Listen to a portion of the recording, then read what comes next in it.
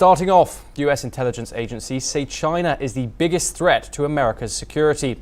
A new report has warned that Beijing is expanding its military, improving its cyber warfare capabilities, and advancing artificial intelligence to challenge the US.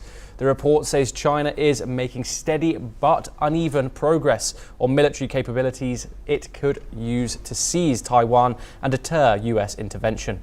Director of National Intelligence Tulsi Gabbard has said that China's military is growing stronger with hypersonic weapons, stealth planes, advanced submarines, and a bigger nuclear arsenal. She warned that China is building its space and cyber warfare capabilities and is working to surpass the US as the world's leader in AI technology by 2030.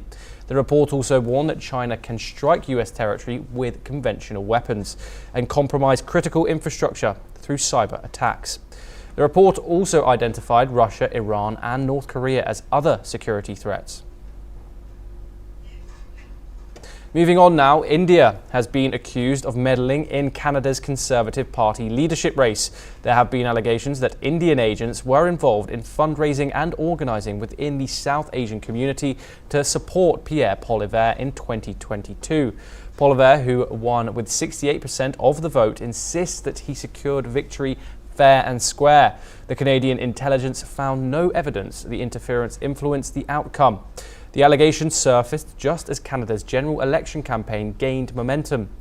Liberal leader Mark Carney criticised Poilievre for refusing a security clearance, calling it irresponsible.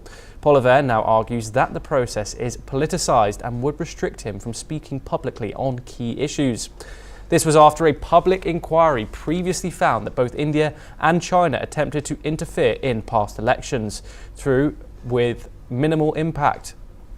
Intelligence officials warn foreign agents from China, Russia, and India target diaspora communities through disinformation campaigns ahead of April the 28th election. India has repeatedly denied all interference claims. Over to the US now, where Donald Trump has signed a sweeping executive order aimed at overhauling the nation's election system. The order mandates proof of citizenship to vote and blocks states from counting mail-in ballots received after Election Day. States that refuse to comply could lose federal funding.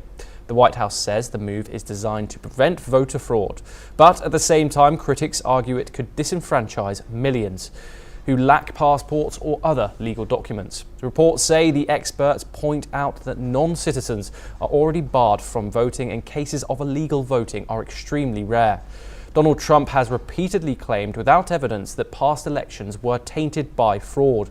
He says that this order will restore election integrity, but legal analysts say states control their own election laws and this order is likely to face court challenges.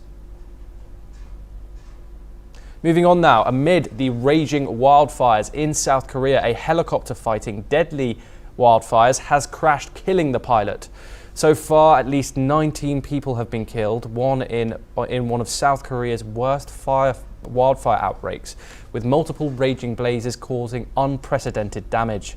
More than a dozen wildfires broke out over the weekend, scorching wide swathes of the southeast, forcing around 27,000 people to urgently evacuate, with the fire cutting off roads and downing communication lines as residents fled in panic. Overnight, the death toll jumped as wind-driven flames tore through neighborhoods and raised an ancient temple. According to the Interior Ministry, the wildfires have charred over 17,000 hectares of land, with the blaze in Uiseong County alone accounting for 87% of the total. The government has raised the crisis alert to its highest level and taken the rare step of transferring thousands of prisoners. In the city of Andong, some evacuees are sheltering in an elementary school gym. They said they had to flee so quickly they could bring nothing with them. Meanwhile, South Korea's Prime Minister and acting President Han Suk-soo has vowed to deploy all forces to fight the wildfires. Let's have a listen in. 역대 최악의 산불 기록을 갈아쓰고 있습니다.